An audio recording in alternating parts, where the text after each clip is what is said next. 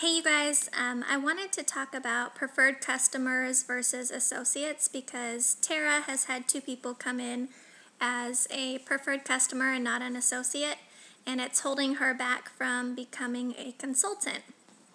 And I know that Jeanette also had this issue when she was signing people up, so it's something that needs to be discussed for you guys who are just coming into the business.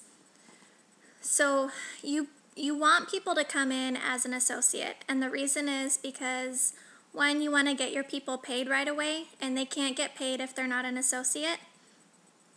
Two, you don't get your bonuses if people are coming in as preferred customers. You will get a product bonus, but you can't get the double product bonus. So that's it sucks to miss out on that if somebody comes in as a preferred customer. Those are the main reasons why we would prefer people to become associates.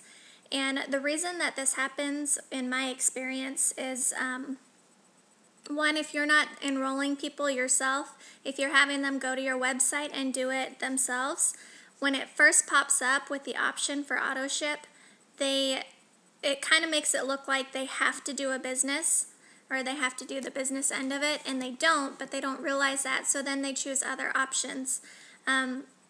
Education is the main thing. Let people know right up front, this is what I say. When you go to enroll yourself, it's going to come up with a default option of autoship, and you want to choose that option because it's going to be the cheapest pricing that's available. You can cancel your autoship at any time. It's really easy. You can change your order at any time, and as long as you have one product on your autoship, you'll get that discounted pricing. So, and then if you need help with any of that, I can help you. And I leave it at that. I don't, sometimes people will go explore the other options, but most of the time they'll just stay with that option because you've explained it. A lot of people don't want to be locked into something. They don't want to have to write a letter like some companies I used to be involved in. You had to write a letter to cancel your auto-ship. So people are skeptical of that, but if you let them know how easy it is and how easy it is to change their orders and everything online, you're typically not going to have a problem. And then if you're signing them up yourself, you just put them on auto-ship and you let them know, I put you on auto-ship for the cheapest pricing, and in the welcome letter that you should all be sending people, it has instructions for how they can change their auto-ship order, how they can cancel it. And I also try to post in the Enriched Life group instructions every once in a while just to remind people so that nobody feels like we're trying to lock them in or anything like that. So it's clear and they know what they need to do. But the main thing is educating people and really don't make it like it's a bad thing. Autoship isn't a bad thing, it's a good thing. If they don't have autoship and they have really good results, they can't have anybody sign up under them. They can't benefit because they're preferred customers. So even if people don't want to do the business in the beginning, as a lot of you came in as just product users. You had no interest in the business whatsoever, and then as time went on and you had good results and people started asking you, you thought, well, maybe I'll give the business a try. So you always want to start people from the get-go, out with a website so they can send people to it. And that way you get your bonuses, they get the best pricing, and it just works out a lot better.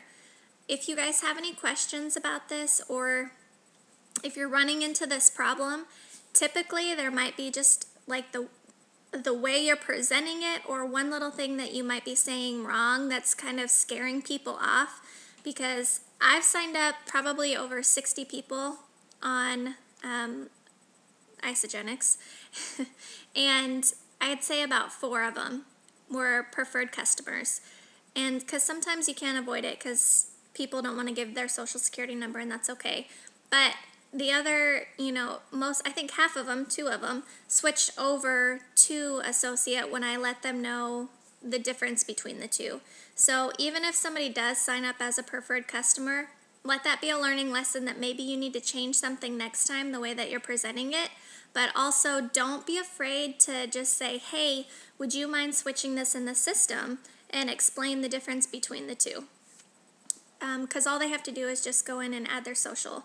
So if you guys have any questions at all, just write it on the bottom of this post, and hopefully nobody else runs into this issue. Have a good day, you guys. I'm so proud of all the enrollments that I'm seeing. It's so awesome. You guys are doing really good. I will talk to you later. Bye.